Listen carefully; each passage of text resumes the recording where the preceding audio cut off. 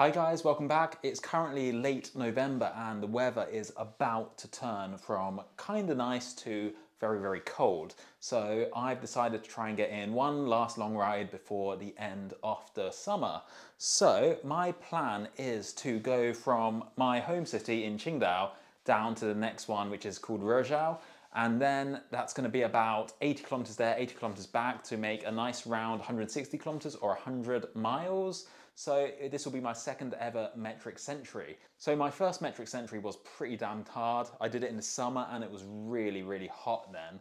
So this time I'm hoping to plan it a bit better. I'm going to bring more food. It's going to be a bit cooler. I'm going to bring more water and hopefully I can have a much better experience this time round. So this is also a good chance to take my new wheels out for a long ride, and this should be a good chance to test them, see how fast I can go. I need to go through my bag of bike stuff and find lots of things. There's so much crap in here. So last time I did this, I really struggled with nutrition. I didn't bring enough food, I didn't bring enough water, so I had to borrow some from my friends and it was really tough. It was a really hot day. I struggled so much. But this time I have planned much better. I have a whole stash of stuff I'm going to bring.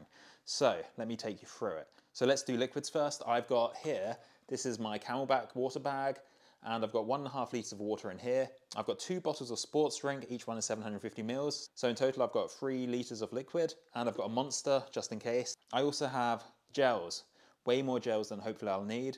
3 of them have caffeine, 4 of them don't have caffeine. Each one of these is about 200 calories.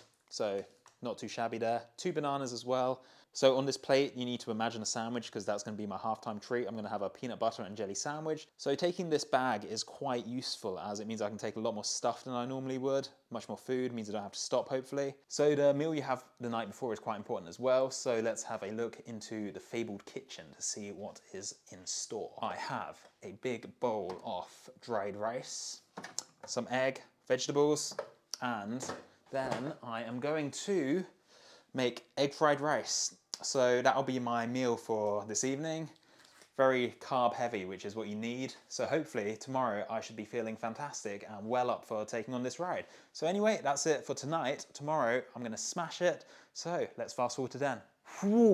Right, so it's 8:30 at the moment, hoping to get this done by 3 o'clock. The last time I did this, it took me 6 hours and 20 minutes of moving time and 7.5 hours of elapsed time. So hopefully I can shave about 20 minutes, get the moving time sub 6 hours, and then get the elapsed time under like 6.5 hours maybe.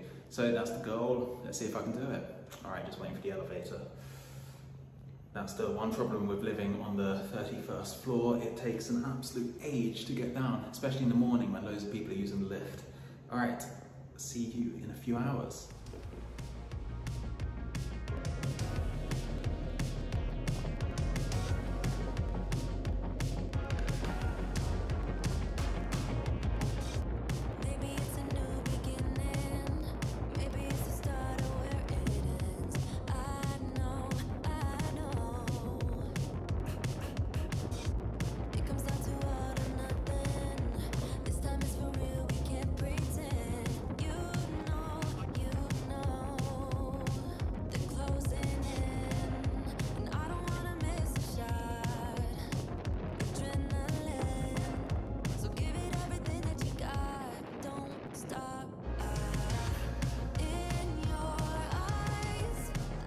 All right, so I've reached the halfway point, 81 kilometers. I thought it would be on the beachfront, but I took a wrong turn somewhere. So now I've ended up in sort of the middle of nowhere.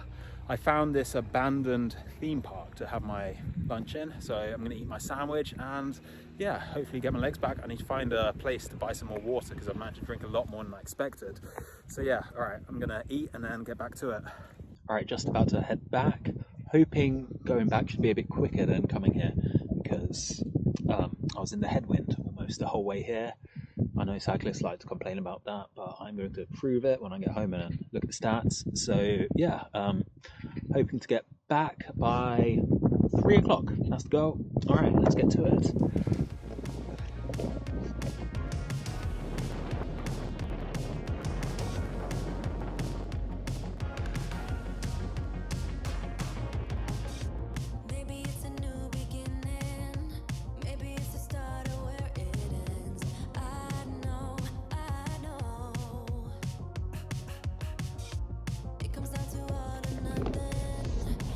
Oh, fuck me.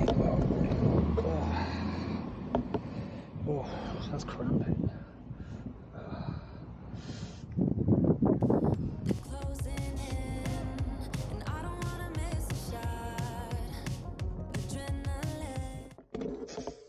Oh, fuck me.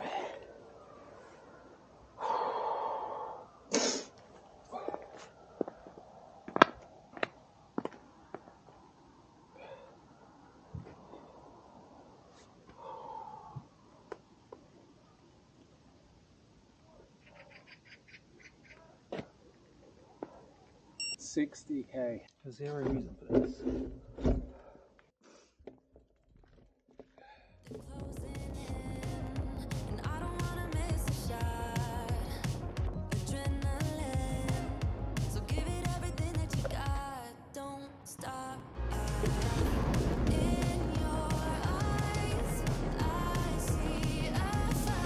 Alright, 120 kilometers in, 40 to go. Legs aren't feeling good at all, but the tailwind is definitely helping me get this finished. So yeah, about maybe just over an hour until we get home. Alright, see you at the finish line.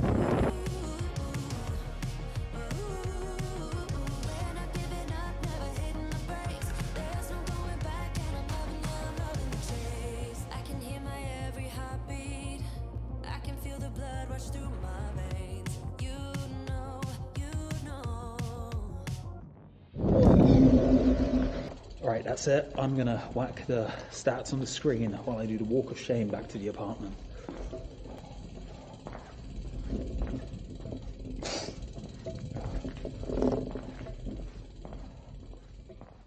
So it's the next day now, and to be honest, I feel pretty good, all things considered. My legs don't feel particularly tired. I feel like I could go for another bike ride. Not that I will, but yeah, I feel like I could. So I bonked at around kilometer 90, which I don't really understand. I should have been fine because I ate so much and I drank so much. I had a gel about every half hour, and I ended up drinking all the water from my water pack, so that's 1.5 litres, and one of my sports drink bottles. So overall about 2.5 litres almost. But I still bonked, so I need to up my drink intake. I thought because it wasn't so hot yesterday it would have been okay, but maybe not. Anyway, yeah, so once I'd stopped and bought some more water and got a lot of that down me, I seemed to recover quite well. The second half of the ride was much quicker than the first half. For the first half I averaged around 27.5, and then for the second half I averaged about 29. So the average for the whole thing ended up being about 28.3, which I'm really happy with. Much faster than my previous century. So on the previous one I did have a lot more climbing, but I was also with my friend Frank, who I just drafted behind for a long time. So it's hard to say which one of these factors is more important, but either way I was about 3 kilometers an hour faster, which I'm very happy with. I did enjoy using my new wheels and much thinner tyres. They weren't uncomfortable really, just the same as my old ones, so I'm not really sure what to deal with. Everyone on the internet saying the thinner tyres are so much more uncomfortable. To be honest, I really can't feel it, so yeah. My total power for the whole thing was 148 watts for 5 hours, almost 6 hours, and the normalised power was 176, so not too bad. Not too bad at all considering how long it is. For some reason though, Strava says it's my highest ever historic relative effort, which I don't feel that bad after. So I'm not sure what that was. My heart rate was very high during the whole thing at about 150, so yeah, that's probably why I think Strava relative effort measures it based on heart rate. Okay, so that's pretty much everything. If you want to see these details yourself, you can follow my Strava. And yeah, let me know in the comments what you want to see next. Winter's coming, so there will be a lot more Zwift stuff. As of next week, the forecast says it's going to be like 0 degrees, so definitely not much more outside riding, I think. So yeah, lots of Zwift content coming up and more indoor videos. So yeah, thank you everyone for subscribing, and I will see you in the next one. Peace out.